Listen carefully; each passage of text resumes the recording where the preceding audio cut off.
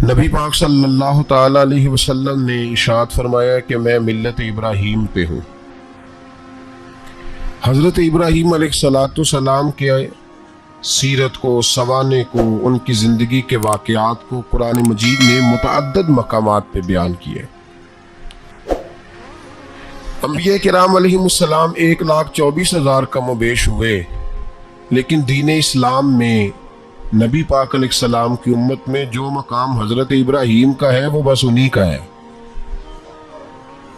ان کی زندگی ایک بڑی خوبصورت، بڑی منفرد اور مسلمانوں کے لیے بڑی اسوہ نور دینے والی زندگی ہے۔ نبی پاک صلی اللہ علیہ وسلم نے فرمایا میں اپنے باپ حضرت ابراہیم کی دعا بن کے دنیا میں آیا ہوں۔ اور پھر محبوب پاک سید عالم صلی اللہ تعالی علیہ وسلم نے اپنی امت میں بھی جناب ابراہیم کے طریقے کو جاری رکھا۔ صحابہ نے قربانی کے بارے میں حضور سے پوچھا، ما ہذہ الاضحیہ، یا رسول اللہ صلی اللہ علیہ وسلم یہ قربانی کیا ہے؟ تو فرمایا سنت ابیکم ابراہیم، یہ تمہارے باپ حضرت ابراہیم کا طریقہ ہے، یہ تمہارے باپ حضرت، حالانکہ قربانی نبی پاک صلی اللہ علیہ وسلم کا بھی طریقہ ہے، لیکن فرمایا تمہارے باپ حضرت ابراہیم، حضرت ابراہیم کے ذکر کو باقی رکھا۔ اللہم صلی علی محمد وعلی آل محمد کما صلیت علی ابراہیم وعلی آل ابراہیم، ان کے تذکرے کو باقی رکھا دین کے اندر۔ حضرت ابراہیم بڑی امتیازی شان والے نبی ہیں، بڑی امتیازی شان والے۔ رب کریم کا وہ دوست جس نے کوئی چیز بچا کے نہیں رکھی، ہر شے ہی اپنے رب کی بارگاہ میں پیش کر دی۔ چند چیزوں سے انسان کو بڑا پیار ہوتا ہے، گھر اسے بڑا پیارا ہوتا ہے، وہ بڑا خوبصورت ہوٹل، 5 سٹار ہوٹل میں رہا، وہ اسلام آباد گیا، کسی سفر پہ گیا تو بڑے اعلیٰ قسم کے اس کو کھانے ملے، بڑی چیزیں ملی، لیکن کبھی دائیں کروٹ کبھی بائیں کروٹ، تو ساتھ بیڈ پہ دوست تھا تو اس نے کہا صاحب سو جاؤ، تو اس نے کہا یار جو مزہ اپنے گھر میں سونے کا ہے وہ کسی اور جگہ تھوڑی ہے۔ گھر بڑا پیارا ہوتا ہے، انسان کو لگاؤ ہوتا ہے، جس بے تکلفی سے، سکون سے، آرام سے انسان اپنے گھر میں وقت بتاتا ہے، کہیں اور مشکل ہو جاتا ہے۔ دوسرا، انسان کو اولاد بڑی پیاری ہوتی ہے، بڑی عجیب شے، نہ ہو تب بھی بڑا دکھ ہے، اور ہونے کے بعد بھی اس کی بڑی آزمائشیں، یہ بڑی ایک میٹھی چیز ہے۔ اولاد ایک بڑا عجیب سا میوہ ہے، پتہ نہیں یہ کس انجیکشن کا نام ہے کہ چھاتی پر چڑھ جائے تو اللہ سکون عطا فرما دیتا ہے، پتہ نہیں کس ٹھنڈی دولت کا نام رب کریم نے اولاد رکھا ہے، بڑی پیاری ہوتی ہے اولاد۔ پھر تیسری چیز انسان کی اپنی جان ہے، اور یہ اتنی قیمتی شے ہے کہ اللہ کریم نے فرمایا کہ اگر تیری گردن پہ کوئی آدمی پستول رکھ کے، تلوار تیرے گلے پہ رکھ کے کہے نا کہ رب کا انکار کر دے ورنہ مار دوں گا، تو فرمایا وقتی طور پہ میری ذات کا انکار کر پر جان بچا جا۔ اگر تو مرنے کے قریب ہو گیا ہے اور حرام شے کھائے بغیر تو بچ نہیں سکتا، مر جائے گا، تو فرمایا چل تو اس طرح کر، حرام کھا کے جان بچا، پر جان بچانا فرض ہے، ضروری ہے۔ وطن بڑا پیارا، اولاد بڑی پیاری، جان بڑی پیاری۔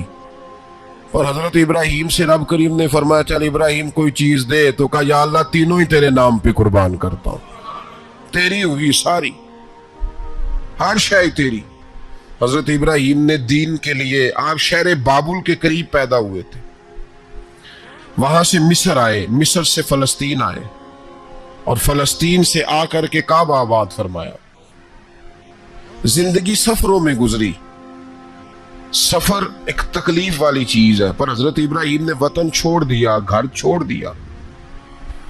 جان بڑی عزیز ہوتی ہے اصل میں نا، جب انسان جد و جہد کرتا ہے نا دین کے لیے تو اس کے رستے میں بڑی چیزیں آتی ہیں، کبھی اولاد، کبھی گھر، کبھی باہر، کبھی حکومتیں، کبھی سیاستیں، کبھی چدراہٹیں، اس کے رستے میں بڑا کچھ آتا ہے اور اسے ہر چیز کو فیس کرنا پڑتا ہے۔ گھر کے اندر بھی جنگ ہوتی ہے اور گھر کے باہر بھی لڑائی ہوتی ہے، یہ آسان ہے ہی نہیں. ہم تو خیر ہتھیار چھوڑ کے پھینکنے والے لوگ ہیں, ہم بھولے بھالے لوگ ہیں. ہم کہتے ہیں میں نے تو کہا تھا مہندی نہ کرو, پر بیٹے نہیں مانے, بولے جو ہوئے.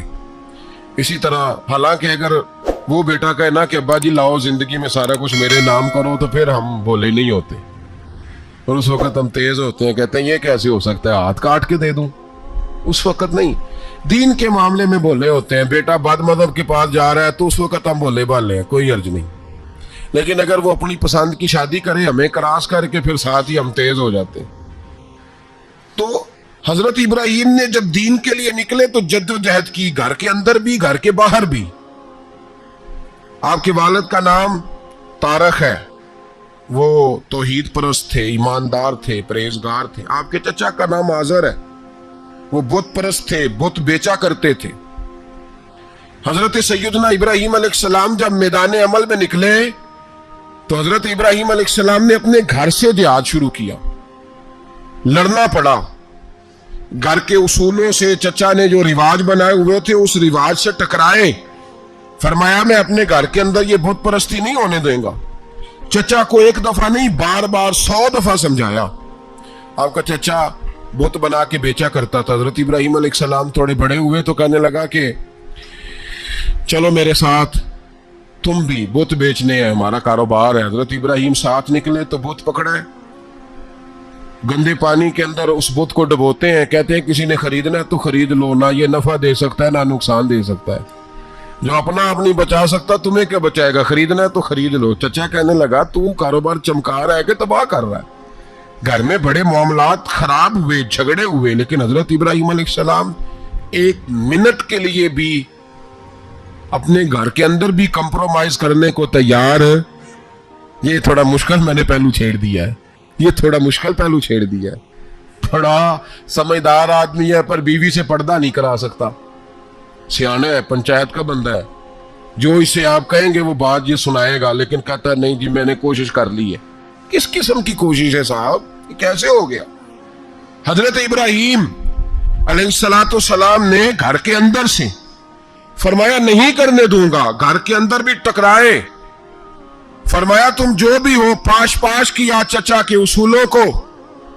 اور باہر جب نکلے تو صرف علاقے کے چیئرمین سے نہیں ٹکرائے, ایم پی ایم این اے وزیر مشیر سے نہیں ٹکرائے. سپر پاور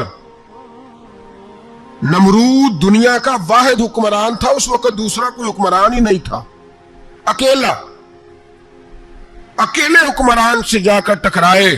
کوئی ساتھ فوج نہیں تھی, کوئی ساتھ ان کے طاقت بظاہر دنیا داری کی کوئی نہیں تھی, پر حضرت ابراہیم جا کے ٹکرائے. اور میرے رسول پاک صلی اللہ علیہ وسلم نے سند بیان کی, فرمایا افضل الجہاد کلمۃ الحق عند سلطان الجابر.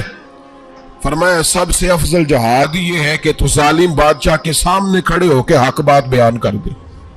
یہ سب سے بڑا جہاد ہے, یہ سب سے افضل الجہاد ہے کلمۃ الحق عند سلطان الجابر, سب سے بڑا جہاد. حضرت ابراہیم کھڑے ہو گئے, سپر پاور سے ٹکرائے. یہاں ہم لوگ حکمتوں کا شکار ہیں, دیکھیں گے, کریں گے, سوچیں گے, اور مولوی صاحب کو ویسے کہتے ہیں آپ پرہیز کریں سیاسی باتوں سے. بھئی اللہ کے ہر نبی نے جا کے وقت کے ظالم حکمران کو لتاڑا ہے, للکارا ہے. یہ تو مشن انبیاء ہے. حضرت سیدنا ابراہیم علیہ السلام نے جو اس کو جا کے کہا کہ تو جھوٹ بولتا ہے, تو جھوٹا ہے, تو خدائی کا دعویٰ کرتا ہے, تو بہت بڑا ظالم ہے. اور قرآن مجید نے اس ساری بات کو بیان فرمایا. حضرت ابراہیم علیہ السلام سے کہنے لگا میں رب ہوں. تو آپ نے فرمایا میرا رب تو وہ ہے جو زندہ کرتا اور مارتا ہے. تو پھر آپ حق بات بیان کریں گے تو اللہ مارے گا کہ بندہ مارے گا؟ کچھ بھی نہیں ہوتا, کیونکہ زندگی موت کس کے ہاتھ میں ہے؟ اللہ کے ہاتھ میں. زندگی موت اللہ, کچھ بھی نہیں ہوتا. انسان صحیح سمت کا تعین کرے اور صحیح چلے. حضرت علی شیر خدا سے کسی نے کہا تھا کہ آپ کے بڑی دشمنی ہے, کوئی محافظ رکھ لیں. آپ فرمانے لگے موت خود بہت بڑی محافظ ہے, وقت سے پہلے آتی ہی نہیں. بڑی محافظ ہے, وقت سے پہلے. علامہ نورانی رحمت اللہ تعالی علیہ کراچی جیسے شہر میں رہا کرتے تھے, جہاں گام پہ خطرہ تھا. لوگوں نے کہا حضرت اتنے بڑے لیڈر ہو, آپ کی جماعت کی 62 سیٹیں ہوئی قومی اسمبلی میں, ایک ایسا وقت بھی آیا تو کوئی ایک آدمی بندوق والا آپ فرمانے لگے مجھے ضرورت ہی نہیں، اس لیے کہ جس خدا رسول کے لیے میں نکلا ہوں وہ خود ہی حفاظت کرنے والے ہیں، ضرورت نہیں ان چیزوں۔ تو بھائی حضرت ابراہیم ٹکرائے اور آپ کا انداز کیا ہے؟ جا کے کہا کہ تو نہیں، خدا وہ ہے جو زندہ کرتا، اور اس نے ایک بیوقوفوں جیسی دلیل دی۔ ایک آدمی کو کل پھانسی دینی تھی تو اس کو بلایا، کہنے لگا تجھے کب پھانسی ہے؟ اس نے کہا کل۔ کہنے لگا جا تجھے ذات کیا، زندگی دی، اس کو چھٹی دے دی۔ ایک عام آدمی بیچارہ بیٹھا تھا، اس کو پکڑ کے نا کہنے لگا اس کی گردن اڑا دو، کہنے لگا دیکھ لو میں بھی زندہ کرتا اور مارتا ہوں، وہ جو کل مرنے والا تھا میں نے زندہ کر دیا ہے، اور جس کو پتہ ہی نہیں تھا کہ میں نے مرنا ہے اسے پکڑ کے میں نے مار دیا ہے۔ یہ بیوقوفوں جیسی دلیل ہے۔ حضرت سیدنا ابراہیم علیہ السلام چاہتے تو اسی وقت دلیل توڑ دیتے کہ تو کیا بیوقوفوں جیسی بات کر رہا ہے، اگر تو زندگی دیتا ہے تو مرے ہوئے میں جان ڈال کے دے جس کو تو نے مارا ہے۔ لیکن حضرت ابراہیم نے دیکھا کہ بیوقوف ہے، بیوقوفوں سے بحث نہیں ہوتی، دلیل بدل لی جاتی ہے، ان کی عقل کے مطابق بات کی جاتی ہے۔ حضرت ابراہیم فرمانے لگے میرا رب وہ ہے جو سورج مشرق سے نکالتا ہے اور مغرب میں غروب کرتا ہے، تو اگر رب ہے تو تو مغرب سے نکال کے مشرق میں غروب کر۔ فبہت الذی کفر، کافر لاجواب ہو گیا، اس کے پاس اس چیز کا کوئی جواب نہیں تھا۔ علامہ اسماعیل حقی نے ایک خوبصورت فقرہ لکھا ہے، خوبصورت جان ڈال دی ایک جملہ کہہ کے۔ حضرت سیدنا علامہ اسماعیل حقی رحمت اللہ علیہ فرمانے لگے چونکہ نمرود بیوقوفوں جیسی باتیں کر رہا تھا، اگر وہ یہ کہہ دیتا نا کہ میں سورج کو نکالتا ہوں مشرق سے، میں غروب کرتا ہوں معاذ اللہ مغرب میں نکالتا ہوں، تو آپ اپنے رب سے کہیے کہ وہ مغرب سے نکال کے مشرق میں غروب کرے۔ علامہ اسماعیل حقی فرماتے ہیں رب کریم کی آواز قدرت تھی، مالک حضرت ابراہیم علیہ السلام کے اس اگر وہ کہہ دیتا اور حضرت ابراہیم دعا کر دیتے تو رب کریم نے فرشتوں کو تیار بٹھایا ہوا تھا، فرمایا اگر یہ کہہ دے میرے خلیل سے کہ سورج مغرب سے نکال کے مشرق میں غروب کرنا ہے تو تیار رہنا، جس طرح خلیل کہیں گے ویسے ہی کر دیں گے۔ واتخذ اللہ ابراہیم خلیلا، ابراہیم ہمارا دوست جو ہوا، جیسے کہے گا ویسے کر دیں گے۔ حضرت سیدنا ابراہیم علیہ السلام کی باتوں کا جب جواب نہ دے سکا، دلیل نہیں بندہ دیتا، پھر لڑائی کرتا ہے، پھر جھوٹے موٹے اعتراض کرتا ہے۔ دلیل ختم ہوتی ہے تو لوگ ذاتیات پہ اترتے ہیں، کہتے ہیں یہ کھانستا صحیح نہیں، دیکھتا صحیح نہیں، دلیل ختم، اب ذاتیات پہ اترے، کہنے لگے مجھے پتہ چلا ہے کہ یہ فلانی جگہ گیا تھا تو وہاں جا کے اس نے اس طرح کیا ہے۔ پھر لوگ ذاتیات پہ اترتے ہیں، جب دلیل کا جواب دلیل سے نہیں دے پاتے پھر ذاتیات پر اتر کر حملے کرتے ہیں۔ حضرت ابراہیم کے دلائل کا جواب نمرود نہ دے سکا تو کہنے لگا کہ اس کو آگ میں ڈال دو۔ قوم گئی ہوئی تھی ساری، آپ نے بات سنی ہوئی ہے، میں نے صرف اشارہ دینا ہے، میلے پہ تو حضرت سیدنا ابراہیم علیہ السلام نے سارے بت توڑ دیے، کلاڑا بڑے بت کی گردن پہ رکھا، واپس آئے کہنے لگے بت کس نے توڑے ہیں؟ تو فرمایا اس سے پوچھ لو جس کی گردن پہ کلاڑا ہے۔ کہنے لگے یہ تو بول ہی نہیں سکتا، تو فرمانے لگے بڑے بیوقوف ہو جو بولتا ہی نہیں، سنتا ہی نہیں، اپنا آپ نہیں بچا سکتا، اس کی پوجا کرتے ہو؟ کہنے لگے پکڑو دلیلیں ختم ہو گئی، اس کو آگ میں ڈالو۔ بہت بڑی حویلی 45 فٹ مربع پہ مشتمل ایک حویلی بنائی گئی اور 45 فٹ اونچی۔ مختلف روایات، علامہ اسماعیل حقی کہتے ہیں کہ 3 مہینے تک نمرود نے کہا کہ اس کے اندر لکڑیاں ڈالو۔ لوگ پوچھنے لگے کتنی دنیا جلانی ہے؟ کہنے لگا بندہ تو ایک جلانا ہے پر بندہ بڑا تگڑا ہے، ایک بندہ۔ 3 مہینے لکڑیاں ڈالی گئیں، اور لوگوں کی جو تہمات ہوتی ہیں نا وہ بڑی عجیب ہوتی ہیں۔ تہمات میں نے بڑی تفصیل سے رمضان المبارک میں گفتگو کی تھی، بدشگونی تہمات لوگ لیتے ہیں، اس وقت بھی لوگ تہمات کا شکار ہو گئے، عقیدہ بگڑ جاتا ہے تو وہ عجیب و غریب باتیں کرنے لگتا ہے، تہمات کا شکار ہو گئے۔ بیبیاں نظر مانتی، میں بیمار ہوں اگر صحیح ہو گئی تو اتنے من لکڑی دوں گی حضرت ابراہیم کی آگ جلانے کے لیے۔ ایک عورت لے کے جا رہی ہے لکڑیاں، تو ایک نیک دل آدمی نے اس سے پوچھا کہاں جا رہی ہو؟ کہنے لگی میں نے منت مانی تھی تو حضرت ابراہیم علیہ السلام کو معاذ اللہ جلانے کے لیے لکڑیاں لے کے جا رہی ہوں۔ تو وہ رب کریم کے بندے کہنے لگے تو ڈھونڈتی رہے گی تجھے وہ جگہ ملے گی نہیں۔ وہ بی بی کئی مہینے گھومتی رہی، جگہ ہی نہیں ملی جہاں لکڑیاں ڈالنی، ماری گئی۔ तोहम्मात का शिकार हुए बहुत सारे लोग, तोहम्मात का। भाई तोहम्मात दीन के अंदर मना है। तोहम्मात दीन में कोई नजर मानना, कोई किसी बुजुर्ग के मजार पे जाके साले सवाब के लिए कोई चीज मानना, ये तो दुरुस्त हुआ। लेकिन गैर शरी नजरें मान लेना कि मैं आके गिर्द चक्कर लगाऊंगा, मैं जनाब वहां जाके ये वाला तमाशा करूंगा, मैं धागा बांधूंगा, मैं रस्सा काटूंगा, मैं वहां गंदे औं से पानी पीऊंगा, इनकी शरीयत इजाजत, ये तोहम्मात है, बदशगुनी है, दीन में इनकी कोई गुंजाइश। आप नजर मानने से पहले भी किसी आलिम से राब्ता करें कि मैं मन्नत मांगने लगा हूं तो कैसे माननी चाहिए, उसका तरीका पूछें। ऐसे ही गलत चीज की मन्नत थोड़ी मान ली जाएगी। बहरहाल आमदाम बरसरे मतलब हजरत इब्राहिम के लिए आग जलाई गई, 45 फुट ऊंची आग है, परिंदा भी ऊपर से गुजरता है तो नीचे गिर जाता है जल के। इतने दिन लगा के आग जलाई गई, अब हजरत इब्राहिम को जलाया जाने लगा है। यहाँ तो मौजे है ना, जो किसी इदारे का सरबराह है उसके लिए मौज है, किसी जगह ऑफिसर बन गया तो मौज है, पीर साहब के लिए मौज है, लामा साहब के लिए मौज है, खतीब साहब के लिए मौज है। जलना किसको पड़ता है? वाली कोई नहीं रहा, माशाअल्लाह वो लोग गुजर गए जो तकलीफें सह के काम करते थे, गुजर गया जमाना। हजरत सैयदना इब्राहिम अलैहिस्सलाम को जलाया जाने लगा है, तो अब इतनी बड़ी आग है तो डालें कैसे? शैतान ने तजवीज दी कि मंजनीक बनाओ, मंजनीक, बड़े बड़े बांस बांध के उनके नीचे रस्सा बांधो। वो जिस तरह झूलने के लिए झूला बनाया जाता है, इस तरह एक मंजनीक पुराने जमाने में उसमें पत्थर रख के फेंके जाते थे दुश्मनों पे, वो मंजनीक बनाई गई कि दूर से हजरत इब्राहिम को फेंकेंगे। हाथ हजरत इब्राहिम के बांध दिए, पांव मुबारक बांध दिए, पूरी जमीन पे एक नाम लेने वाला खुदा का, और उसको आज रस्सियों में जकड़ा हुआ है। जब फेंका जाने लगा ना आग में, हूरे रोने लगी, फरिश्ते तड़पने लगे, ए अल्लाह ये क्या होने लगा है? एक तेरा खलील और वो भी आग में। फरमाया जाओ जाके उससे कहो अगर तुम्हारी मदद लेता है तो उसे बचाओ। हवा का फरिश्ता आया, कहा इब्राहिम अगर तू कहे। ओ भाई इन चीजों को कहानी समझ के ना सुना करें, ये दास्तान नहीं, ये वो तरीके हैं जो हमारे रसूल ने हमें अपनाने का हुक्म इरशाद फरमाया है।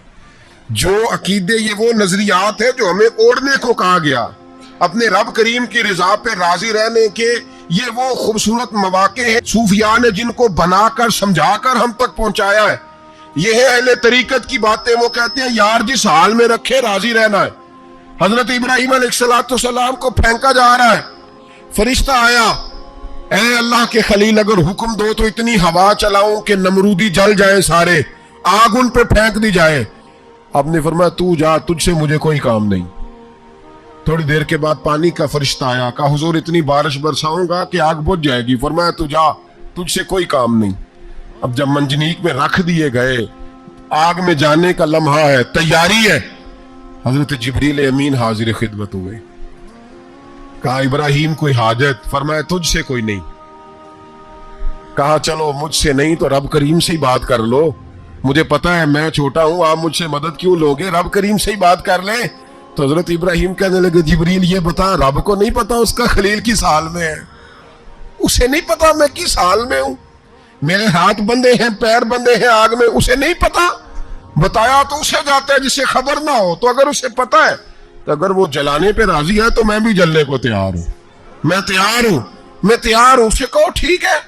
हजरत सैयदना इब्राहिम अलैहिस्सलाम को मंजनीक में डाल के जो फेंका आग में, या नारुकूनी बरदम व सलामन अला इब्राहिम, अल्लाह ने फरमाया ए आग मेरे इब्राहिम पे ठंडी भी हो जा और सलामती वाली भी हो जा। हजरत इब्राहिम को दो फरिश्तों ने बिठा दिया जमीन पे, फूल खिले हैं, कौंपलें महक रही हैं, कलियां खुशबू दे रही हैं। हजरत इब्राहिम ने सर सजदे में रख दिया, सुबहान अल्लाहि वल्हम्दुलिल्लाहि वला इलाहा इल्लल्लाह वल्लाहु अकबर। हजरत इब्राहिम अल्लाह की तस्बीह पढ़ने लगे, रब करीम का शुक्र बजा लाने लगे। निकले वहां से, कुछ दिन गुजर गए, निकले, हुक्म हो गया इब्राहिम इलाका छोड़ दो। हजरत इब्राहिम अलैहिस्सलाम वहां से निकल के मिस्र आए, चचा के पास ठहरे। उन्होंने अपनी बेटी जनाबे सारा का निकाह कर दिया। कुछ आगे बढ़े तो एक जालिम बादशाह से टकराए। उसने एक शहजादी, एक बादशाह की बेटी कैद की हुई थी, जनाबे हाजरा नाम था, उनको कैद से छुड़ा के साथ लाए। हजरत लूत अलैहिस्सलाम भी साथ, یہ 4 لوگوں کا قافلہ چلا، فلسطین میں جا کے پڑاؤ ڈالا، گھر بار چھوڑا، تبلیغ شروع ہوئی۔ حضرت ابراہیم کے گھر میں 2 خواتین ہیں، ایک آپ کی بیوی ہیں، ایک حضرت ہاجرہ ہے، اولاد کوئی نہیں، بڑا میوہ ہے میٹھا۔ گھر وہی آباد ہوتا ہے جس میں بچے روتے ہیں، گھر ہوتا ہی وہ ہے جس میں بچوں کی چنچناہٹ ہوتی ہے، بھن بناہٹ ہوتی ہے۔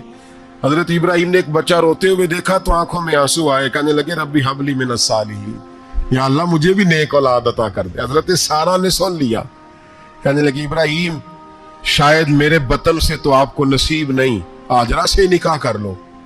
جناب ہاجرہ سے نکاح ہوا۔ اللہ تو بڑا بے نیاز ہے، رب کریم نے حضرت اسماعیل جیسا خوبصورت بیٹا عطا فرمایا۔ بیٹا کالا سیاہ بھی ہو تو سینے کی ٹھنڈک ہوتا ہے، پر یہ تو وہ بیٹا ہے جس کی پیشانی میں نور محمدی چمکتا ہے صلی اللہ علیہ وسلم۔ حضرت سیدنا اسماعیل علیہ اتنے خوبصورت، اب جس بیوی کے یہاں بیٹا تھا بیٹھنا اٹھنا بھی زیادہ اس کے پاس، آنا جانا بھی اس کے پاس، توجہ ادھر ہو گئی۔ جناب سارہ رشک کرنے لگی، ایک دن کہنے لگی اسے چھوڑ آ جنگل میں، وادی غیر ذی زرع مکے کے پاس۔ بھائی ایک بیٹا عالم دین بنا لو، کہنے لگا روٹی کہاں سے کھائے گا؟ تیرے 5 بیٹے ہیں، کو حافظ قرآن بنا، کہتا روٹی کہاں سے کھائے گا؟ وہ بچہ بھی کہتا ہے میں کہاں سے کھاؤں گا؟ حضرت ابراہیم علیہ السلام تو چند مہینے کا بچہ چھوڑ آئے، تو کہاں سے روٹی کھائی حضرت اسماعیل نے؟ کہاں سے کھائی ان کی اماں نے روٹی؟ بھوکے مر جاتے ہیں یہ سارے۔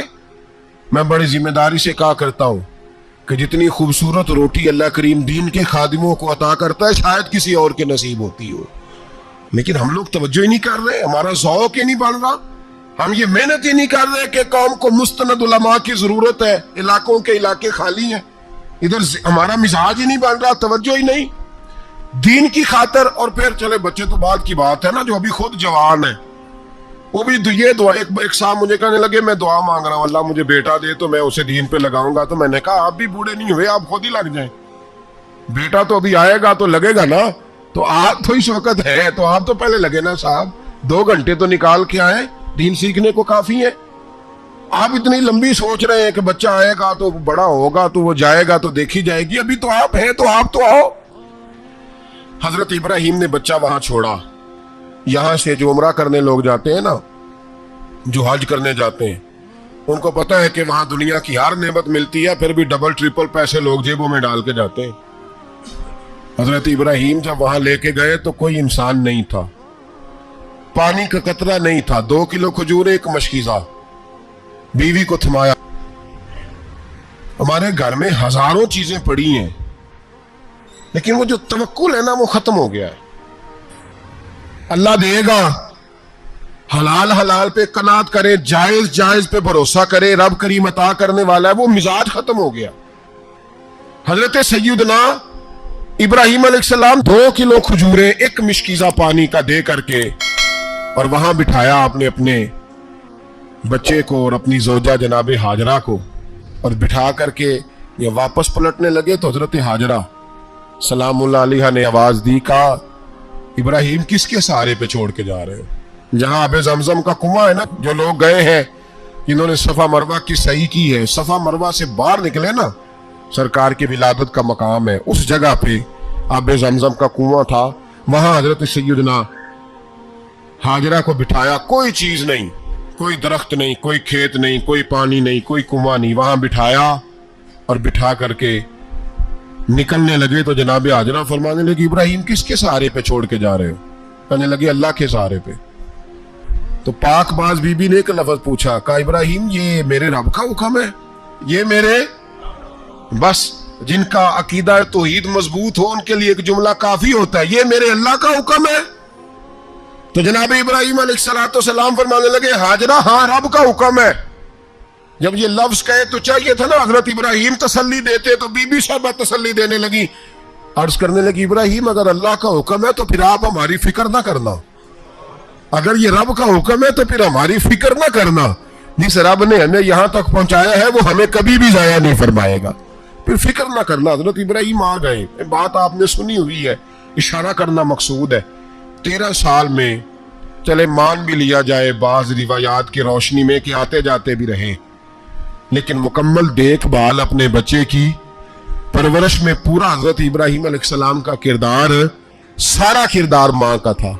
मैं जब खवातीन के बारे में कोई बात करता हूँ तो मैं आपको अक्सर कहता हूँ कि ये सिर्फ बीवी के लिए हुक्म नहीं होता, ये ट्रेनिंग बेटी को देनी है और बहन को देनी है, ये तरबियत करें अपने घर में। मैं तजर्बे की रोशनी में ये बात अर्ज किया करता हूं कि भाई बच्चे बाप के फर्मा बरदार उस वक्त होते हैं जब अम्मा उन्हें बाप का फर्मा बरदार करती है, और बच्चे बाप के नाफरमान भी तब होते हैं जब अम्मा उन्हें बाप का।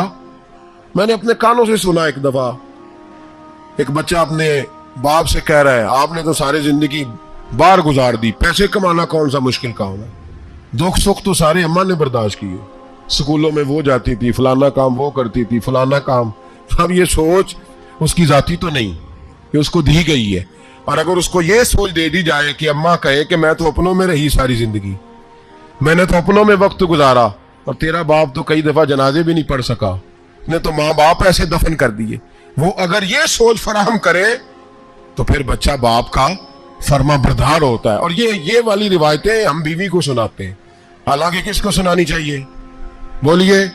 बहन और बेटी को। बहन और बेटी को सुनाएं ये बातें, उनको समझाएं, ताकि आगे जाके वो जो घर तरतीब दे वो घर बड़ा उम्दा और निखरा हुआ हो।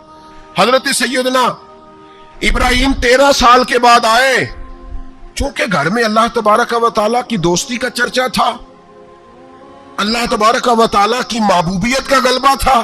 13 साल के बाद फलम्मा बालगा माहुसा, या बेटा जब इतना बड़ा हुआ कि साल चलने लगा, तो हजरत इब्राहिम ने अपने बेटे को बुला के कहा, बेटा मुझे ख्वाब आई है, मैं तुझे ज़िबा कर रहा हूं, तेरी क्या रजा है? तो हजरत इस्माइल कहने लगे, या अबा तिफ़अल मा तुअमर, अब्बा जी अल्लाह जैसे हुक्म देता है मेरे साथ वैसे ही करें, जैसे अल्लाह हुक्म देता है वैसे ही, बोलिए, वैसे ही करें।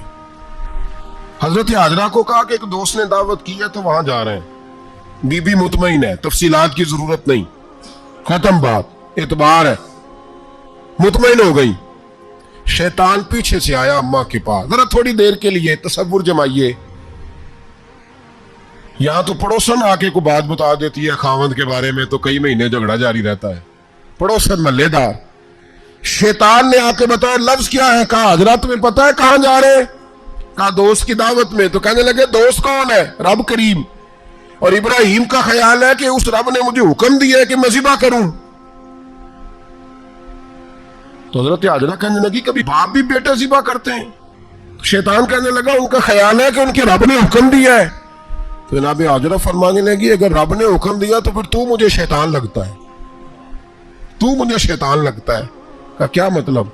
फरमाने लगी अगर रब करीम का हुक्म है तो मेरे पास एक इस्माइल, अगर 1000 भी होते मैं सारे अल्लाह के रास्ते में पेश कर देता, दे देती। मालिक का ही तो है सारा कुछ, उसी का है, इसमें लहतुल अल्लाह की क्या गुंजाइश? हजरत सैयदना इब्राहिम अलैहिस्सलाम ने बेटे के हलक पे छुरी रख भी दी और छुरी चला भी दी, रख भी दी, और वो तो अल्लाह करीम ने फरमाया या इब्राहिम कद सदक़्ता रुया, इब्राहिम तूने ख्वाब सच्चा कर दिखाया, वो क़यामत तक तेरा नाम रहेगा। हजरत इब्राहिम ने वतन भी दिया, जान भी दी, बेटा भी, अल्लाह करीम ने दुम्बे दिए, फरमाया ये फिदिया है। अब ये कुर्बानी क़यामत तक हजरत इब्राहिम के तरीके के मुताबिक जारी है। हजरत इब्राहिम बहुत बड़े मेहमान नवाज थे, बहुत बड़े। आप जब मिस्र में क़याम था तो बड़े बड़े लंबे चौड़े लंगर पकते थे, लोग आया जाया करते थे, बड़ा तफसील के साथ खाना होता था। मेहमान नवाजी आपकी खास सिफ्त मुबारक है। हमारे यहाँ भी मेहमान नवाजी होती है अमीरों की, बल्कि अब तो मेहमान नवाजी इस तरह की है कि कल तेरी मेरे पास दावत है और परसों मेरी तेरे पास है। वही अमीरों में वो चक्कर रहता है, पार्टियां दोस्त एक दूसरे को डालते हैं, तेरी तरफ पार्टी तेरी तरफ, और इसी अंदाज में अब ये ईद आएगी ना, टिक्का पार्टियां होंगी जगह जगह, और लोग सवाल पूछने लगे अभी से, कहते हैं कुर्बानी का कितना गोश्त घर रखना जायज है? कुर्बानी का कितना गोश्त घर रखना जायज है? सारा ही जी, इसलिए फ्रीजर ले ले, फ्रिज से नहीं काम चलेगा, सारा ही जायज घर रखना, सारा ही जायज है, रख लें। और खुदा के बंदे, कुर्बानी वो बंदा देता है जो सारा साल ही गोश्त खाता है, सही कह रहा हूं? कुर्बानी साहिब निसाब, साहिब इस्तिताअत बंदा देता है ना, तो वो सारा साल ही गोश्त है। तो सारा घर में रखना भी जायज है, लेकिन सारा दे देना भी, तो जो आ रही है उस पर क्यों तवज्जो करते हो, जो दूसरा जायज है उस पर क्यों नहीं अमल करते? सारा तकसीम कर दे, बात खत्म हुई। यकीन करें, मुहर्रम में जाके दोस्त टेलीफोन करके सवाल पूछते हैं, कहते हैं साहब सुना है कुर्बानी का गोश्त मुहर्रम में खाना जायज नहीं। मैं कह नहीं, रबीउल अव्वल च भी जायज जे, रजब रमजान तक खाओ, कोई बंदा नहीं मना करता, इसलिए कि किसी को देना तो पसंद ही नहीं, या फिर उसमें से जो खास खास चीजें हैं वो अपनी फ्रिज में और बाकी जो है वो दूसरों के लिए। ये क्या तरीका है हमारा? और इसी पे अमल है। अल्लाह तबारक व तआला हमें समझने की तौफीक अता फरमाए। हजरत इब्राहिम बहुत बड़े मेहमान नवाज थे, सिर्फ कुर्बानी नहीं देते थे, सारा साल बहुत सारा लंगर, बहुत सारा खाना पीना, बहुत सारी चीजें जारी रहती थी। और जितने गरीब लोग थे फलस्तीन के, उनको पता था कि हजरत इब्राहिम अलैहिस्सलाम का लंगर जारी है। फलस्तीन में जब आपका क़याम था, एक दफा ढेरों मेहमान आ गए और खाने को कोई चीज नहीं। हजरत सारा और जनाब हाजरा दोनों उस वक्त मौजूद थी। वो कहने लगी इब्राहिम बहुत सारे मेहमान आ गए तो क्या करें? जनाब सारा कहने लगी किस तरह करके इनकी मेहमान नवाजी कर लूं? और हालात ये हैं कि कहत पड़ा हुआ है फलस्तीन में, मिस्र में, दूर दराज इलाकों में। तो हजरत इब्राहिम कहने लगे ये अल्लाह के मेहमान है और हमें रब करीम का बंदा समझ के आ गए, अल्लाह ही बंदोबस्त करेगा। फरमाने लगे मेरा मिस्र में एक दोस्त है, वो कैद के दिनों में गल्ला जमा कर लेता है, मैं उसकी तरफ पैगाम भेजता हूं, मुझे उम्मीद है वहां से गल्ला मिलेगा। 2 3 5 ऊंट वाले गुलाम बुलाए और उनको कहा कि जाओ गल्ला ले आओ मिस्र के दोस्त से। वो लोग कहते हैं हम गल्ला लेने गए, वहां जब पहुंचे तो हजरत इब्राहिम खलीलुल्लाह अलैहिस्सलाम का पैगाम दिया तो आपका वो दोस्त कहने लगा गल्ला तो बेशुमार था, मुझे खबर नहीं थी कि हजरत इब्राहिम का पैगाम आएगा, तो मैं तो सारा तकसीम कर चुका हूं, लोग ले गए, अब तो कोई शय नहीं। अब वो खाली आ गए, पांचों के पांचों ऊंट। जब खाली आए तो हजरत इब्राहिम की हवेली की दीवारें छोटी छोटी थी। उन गुलामों में से, खादिमों में से, आपके उन चाहने वालों में से कहने लगा यार वो गरीब तो इंतजार कर रहे होंगे कि गल्ला लेने गए हैं, हमें रोटी मिलेगी। छोटी छोटी दीवारें हैं, वो जब देखेंगे ना खाली आ गए तो उन्हें तकलीफ होगी। इस तरह करो बोरियों में रेत भर लेते हैं, रेत भर के ले जाते हैं, बाद में अंदर रख के उन्हें समझा बहला लेंगे या हजरत इब्राहिम को बताएंगे, वो खुद ही उन लोगों की दिलजोई फरमाएंगे। अब गल्ला की जगह रेत भर के ऊंटों पे रख के लाई गई, लाके बोरियां जब रख दी गई, हजरत इब्राहिम अलैहिस्सलाम दोपहर के वक्त आराम फरमा रहे थे। बीबी सारा उठी, कहती है जब मैंने देखा ना कि बोरियां पहुंच गई हैं तो गई, गुलाम को साथ लिया और उसको जब खोला ना तो कहती इतनी हसीन गंदम मैंने पहले कभी देखी नहीं थी, इतना प्यारा दाना मैंने कभी मुलाहिजा ही नहीं किया था। फरमाती है जब उसको पीस कर चक्की में रोटियां पकाई तो खुशबू दूर दूर तक फैल गई, आला गिज़ा बनी, बड़े बड़े खाने बीबियों ने मिल के पकाए, चुन दिए गए। हजरत इब्राहिम उठे तो लोग खाना खा रहे हैं, सजदा शुक्र अदा किया, और जब सजदे में गए तो वही आने लगी, फिर रोने लगे। जब पलट कर बाहर तशरीफ लाए तो जनाबे सारा कहने लगी इब्राहिम तुम्हारा मिस्री यार बड़ा अच्छा है, उसने इतनी आला गंदम भेजी है कि इतनी तो मैंने प्यारी गंदम कभी देखी नहीं। जनाब इब्राहिम मुस्कुराए, फरमाने लगी सारा ये मिस्री यार ने नहीं भेजी, ये मेरे अरशी यार ने भेजी है, ये मेरे अरशी यार ने भेजी है। भाई मेहमान नवाजी मिजाज था, हाथ लुटा देना मिजाज था, दूसरों की अश्कशोई मिजाज था। हजरत इब्राहिम अलैहिस्सलाम का तरीका है कुर्बानी, हुजूर ने उनका तरीका बयान किया। अगर साल के बाद कुर्बानी देना उनका तरीका है तो सारा साल गरीबों को रोटी देना भी हजरत इब्राहिम का तरीका है, सारा साल गरीब की नौकरी करना यह भी हजरत इब्राहिम का तरीका है, भूखे को खाना खिलाना यह भी। मेरे मुस्तफा करीम सैयद आलम सल्लल्लाहु अलैहि वसल्लम से सहाबा ने पूछा हुजूर बेहतरीन मुसलमान कौन है, बेहतरीन मुसलमान? तो हुजूर ने फरमाया जो सलाम लेने में पहल करे और गरीब को रोटी खिलाने में सबसे अच्छा हो, वो बेहतरीन मुसलमान है, जबरदस्त मुसलमान। हमारे यहाँ दावतें होती हैं तो अमीरों की, इफ्तारियां तो अमीरों की, और मेरे मुस्तफ़ा करीम अलैहिस्सलाम ने फरमाया बदतरीन दावत है जिसमें अमीर बुलाया जाए गरीब ना बुलाया जाए, वो बदतरीन दावत। हजरत इब्राहिम का तरीका रहा सारी जिंदगी मेहमान नवाजी। और दूसरा उनका मिजाज था, अल्लाह से प्यार हो गया था ना, जब रब करीम से मोहब्बत होती है ना और मोहब्बत का एहसास होता है दिल में, फिर सजदे लंबे होते हैं। आम आदमी तो नमाज भी नहीं पढ़ सकता, जिसे खुदा से मोहब्बत होती है वो तहज्जुद भी नहीं छोड़ सकता। वो ये मोहब्बत की बात है ना, जिसको प्यार होता है उसकी तहज्जुद भी है, उसकी इशराक भी है, चाश्त भी है, उसके उम्रे भी हैं, उसके हज भी है, उसके बार बार काबतुल्लाह के दीदार भी हैं। ये मोहब्बत इलाही है, जोश मारती है। इन लोग सजदा करते हैं तो उठते ही नहीं, अल्लाह के बंदों से प्यार करते हैं। अल्लाह की हजरत इब्राहिम को रब करीम से इतनी मोहब्बत थी, इतना प्यार था कि वो आपकी जिंदगी के हर पहलू से छलकता था। एक वक्त ऐसा आया कि अल्लाह ताला ने हजरत इब्राहिम को बहुत ज्यादा माल अता फरमाया।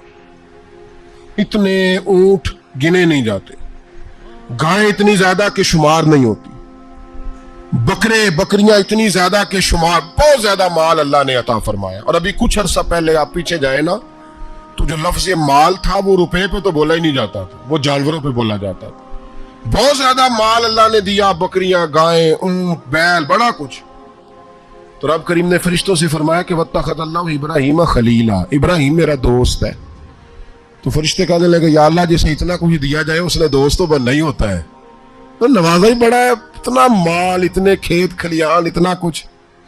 अल्लाह करीम ने फरमाया जाओ आजमाइश कर लो, इम्तिहान ले लो। फरिश्ता इम्तिहान लेने पहुंच गया। हजरत इब्राहिम के जानवर चर रहे हैं चरागाह में, हजरत इब्राहिम भी हैं, गुलाम भी हैं, बहुत बड़ा रेवड़ है। आप तशरीफ फरमाए। एक फरिश्ता आया तो खेत में छुप के बैठ गया और बुलंद आवाज से कहने लगा सुबहान अल्लाही वल्हम्दुलिल्लाही वला इलाहा इल्लल्लाह वल्लाह। तस्बीह बड़ी पसंद है, महबूब ने इनकी फजीलत बयान की। अब वो हजरत सैयदना इब्राहिम अलैहिस्सलाम खड़े थे तो वो खेत में बैठ के तस्बीह पढ़ने लगा, सुबहान अल्लाही वल्हम्दुलिल्लाही वला इलाहा इल्लल्लाह। हजरत इब्राहिम कहने लगे ये मेरे रब का नाम कौन ले रहा है, बड़ी इसकी मीठी आवाज है, बड़ी, कौन है? ढूंढने लगे, घूमते घूमते उसके पास चले गए। फरिश्ता इंसानी शक्ल में, तू मेरे रब का जिक्र कर रहा था? उसने कहा मैं ही कर रहा था। फरमाने लगे यार एक दफा फिर नहीं करता? तो कहने लगा इब्राहिम पहले तो मैं अपनी मर्जी से कर रहा था, तू कहता है तो पैसे लगेंगे, पैसे है तो कर देता हूं। हजरत इब्राहिम कहने लगे बोल तू क्या लेगा, मेरे अल्लाह का जिक्र सुनाने का क्या लेगा? कहने लगा जितनी बकरियां आप चला रहे हैं सारी दे दे तो मैं अल्लाह का जिक्र सुना देता हूं। और आपने फरमाया बस जा तेरी सारी हुई, मेरे रब का जिक्र सुना। और फिर शुरू हो गया सुबहान अल्लाही अल्हम्दुलिल्लाह वला इलाहा इल्लल्लाह वल्लाहु अकबर। हजरत इब्राहिम अलैहिस्सलाम कैफ में, यार फिर जरा सुनाओ, ना इल्मा विच फसा सानू, तू यार दी गल सुना सानू, जरा दोबारा सुना। फिर सुनाया, एक दफा फिर कहा। फरिश्ता कहने लगा बस जी आपके पैसे पूरे हो गए। हजरत इब्राहिम कहने लगे चल एक दफा और सुनाओ। कहने लगा पैसे लगेंगे, तू क्या लेगा? कहने लगा गायें भैंसें सारी मेरी। फरमाया बस यार इतनी कीमत, तू सुना सही, सारा कुछ ही तेरा। फिर शुरू हो गया सुभान अल्लाह वल्हम्दुलिल्लाह वला इलाहा इल्लल्लाह वल्लाहु अकबर। गायें दे दी, भैंसें दे दी, वो जिक्र सुनाता। हजरत इब्राहिम कभी मचलते हैं, कभी रोते हैं, कभी आहें भरते हैं, तू मेरे रब का नाम ले रहा है, जरा फिर से ले। कैफ जारी है। कहने लगा बस भाई। हजरत इब्राहिम फरमाने लगे तू और ले ले जो लेना है, मुझे जिक्र सुना। उसने कहा इब्राहिम बकरियां मैं ले चुका, गाय भैंसे मैं ले चुका, ऊंट रह गए, सारे ले लूंगा फिर जिक्र सुनाऊंगा। फरमाया जा तेरा हुआ तू जिक्र सुनाता रहे, मैं देता हूं। दे दिया, कुछ देर जिक्र किया तो अब खामोश हो गया। हजरत इब्राहिम खलीलुल्लाह अलैहिस्सलाम फरमाने लगे जिक्र सुना। कहने लगा इब्राहिम अब तेरे पास देने को क्या है, हर चीज तो मैं ले चुका। आप फरमाने लगे ये गाय भैंसे बकरियां चराने के लिए तुझे कोई नौकर मुलाजिम भी तो चाहिए ना, तो इस तरह कर मुझे रख ले, मैं रोटी नहीं मांगूंगा, खाना नहीं मांगूंगा, तो अल्लाह का जिक्र सुनाता रहना, मैं तेरे जानवरों की नौकरी करता रहूंगा। हजरत इब्राहिम अलैहिस्सलाम ने जब ये कहा ना, फरिश्ते की आंखों में आंसू आ गए। तरदामनी पे शेख हमारी ना जाइए, हम दामन नचोड़ दें तो फरिश्ते वुजू करें। फरिश्ता रो पड़ा और कहने लगा इब्राहिम मुझे सीने से लगाओ, आप वाकई इस काबिल है कि अल्लाह आपको अपना दोस्त बनाए, वाकई इस काबिल है कि रब आपको अपना। हजरत इब्राहिम अलैहिस्सलाम का खुदा से मोहब्बत करने का निराला अंदाज। और मेरे भाई यही मोहब्बत उन्हें मेरे मुस्तफा से भी थी। एक नबी घर बना रहा है, दूसरा बनवा रहा है। हजरत इस्माइल अलैहिस्सलाम पत्थर उठा उठा के ला रहे हैं, जनाब इब्राहिम बना रहे हैं। जब खाना काबा बन गया तो कहने लगे रब्बना वब असफीहिम रसूला, اے اللہ اب اسے بسانے کے لیے اپنا آخری رسول بھی عطا فرما۔ نبی پاک فرماتے ہیں میں دعا ہوں حضرت ابراہیم کی۔ یہ قربانی حضرت ابراہیم کا طریقہ ہے۔ حضور نے اگرچہ نبی پاک کی اپنی سنت تھی، یہ بھی کہہ سکتے تھے سنتی و سنت ابیکم ابراہیم، میری سنت ہے اور تمہارے باپ ابراہیم کی سنت ہے، یہ نہیں فرمایا۔ جب صحابہ نے کہا قربانی کیا ہے، فرمایا سنت ابیکم ابراہیم، جو تمہارے باپ ابراہیم کی سنت ہے۔ ہر صاحب نصاب پر قربانی واجب ہے۔ جو زکوٰۃ کا نصاب رکھتا ہو اس پر قربانی واجب ہے، یعنی ضروریات سے زیادہ اتنے پیسے جتنے پیسوں سے زکوٰۃ فرض ہوتی ہے، اتنے پیسے جس آدمی کے پاس قربانی سے پہلے آ جائیں اس آدمی پر قربانی کرنا واجب ہے۔ بکرا، چترا، دمبا 1 سال کا یا دمبا 6 مہینے کا ہو پر اتنا بڑا محسوس ہوتا ہو کہ لگے کہ 1 سال کا ہے، اس کی قربانی ہو سکتی ہے۔ جانور میں کوئی عیب نہیں ہونا چاہیے، اتنا کمزور نہ ہو کہ ذبح جہاں اسے کرنا ہے وہاں وہ چل کے جا نہ سکے، اتنا کمزور جانور نہ ہو، اس کے اندر بظاہر کوئی اتنا بڑا نقص نہ پایا جاتا ہو، کانا نہ ہو، لنگڑا نہ ہو، کوئی اس کی ہاتھ نہ کٹے ہوئے ہوں، ایسا نقص جو واضح ہو۔ بکرا 1 سال کا، گائیں اور بھینس یہ 2 سال کی، اونٹ 5 سال کا۔ اب اس میں یہ ہے کہ ہمارے بہت سارے دوست چونکہ ہم دیہاتی لوگ ہیں تو پوچھتے ہیں کہ دوندا نہیں ہے تو چوگا نہیں ہے، تو یہ ہماری پنجابی کی اصطلاحات ہیں، پنجابی کی۔ شریعت اسلامیہ نے سال بتائے ہیں، یہ تو ہم نے اپنی آسانی کے لیے، یا دیہاتوں میں جو ماحول تھا اس طرح کا جانور لے، خوبصورت جانور لے۔ جو نصاب ہے وہ بھی میں نے آپ کو بتایا، لیکن ایک اور پہلو بھی ہے۔ نبی پاک صلی اللہ علیہ وسلم پہ زکوٰۃ کا بھی فرض نہیں ہوئی، کبھی حضور پہ زکوٰۃ فرض نہیں ہوئی۔ نبی پاک صلی اللہ علیہ وسلم کے پاس اتنا سرمایہ کبھی اکٹھا ہوا ہی نہیں کہ زکوٰۃ فرض ہو، لیکن نبی پاک کے صحابہ فرماتے ہیں کہ مدینے کے 10 سالوں میں اللہ کے رسول نے ہر سال قربانی فرمائی ہے، ہر سال قربانی دی۔ اور جس سال حضور حج کرنے گئے اس سال اللہ کے نبی نے 63 اونٹ ذبح فرمائے، اور حضور صلی اللہ علیہ وسلم جب اونٹ ذبح کرنے لگتے نا تو صحابہ کہتے ہیں اونٹ خود دوڑ کے حضور کے سامنے آ کے لیٹ جاتا، اور نبی پاک اسے ذبح کرتے اور فرماتے ہیں ایک دوسرے کو دھکے دیتے اونٹ کے، پہلے میں نے جانا ہے ذبح ہونے کے لیے، پہلے میں نے، انہیں پتا تھا کہ جو مصطفیٰ کے ہاتھوں ذبح ہوگا وہ تو دائمی زندگی پا جائے گا، یہاں بھی وہاں بھی زندہ۔ 63 اونٹ ذبح کیے۔ ایک اونٹ میں کتنی قربانیاں ہوتی ہیں؟ 7۔ اب 63 کو 7 سے ضرب دو گے تو کتنی بنے گی؟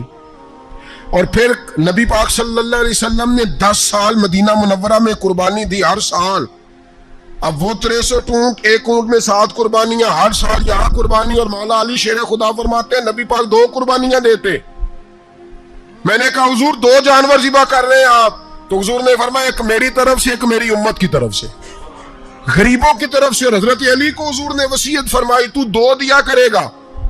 یا رسول اللہ صلی اللہ علیہ وسلم میں غلام ہوں، خادم ہوں۔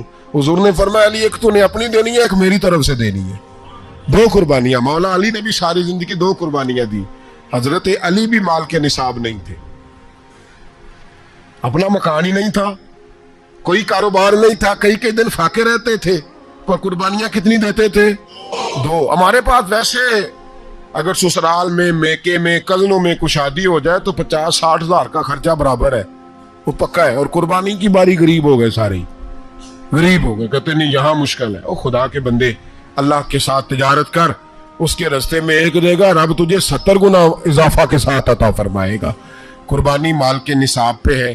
کوشش کیا کریں کہ اللہ کے رستے میں جب دینا ہو پھر لیت اللہ سے بچیں، خوبصورت جانور لائیں۔ جن کو اللہ نے توفیق دی ہے ان کے لیے نصیحت ہے، جن کو اللہ نے توفیق دی۔ میں نے اپنے حضرت صاحب کو دیکھا ہے، وہ کہتے تھے کئی جانور اللہ نے بڑا نوازا ہے، کہتے ایک میرا ہے، ایک میرے ماں کا، ایک میرے باپ کا ہے، ایک میرے فلاں استاد صاحب کا، ایک میرے پیر صاحب کا ہے۔ یہ جانور غوث اعظم جیلانی کا نام کا دے رہا ہوں۔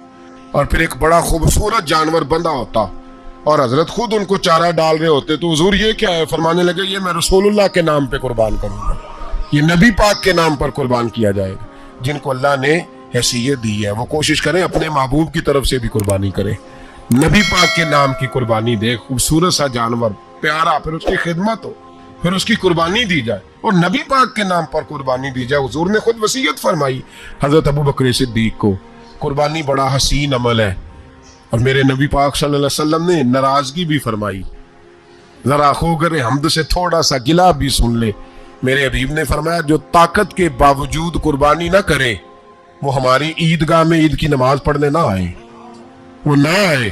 اور یا رسول اللہ جو کرے گا، فرمایا قربانی کے جانور کا خون کا قطرہ بعد میں زمین پہ گرے گا، اللہ اس کے سارے گناہ پہلے معاف فرما دے گا۔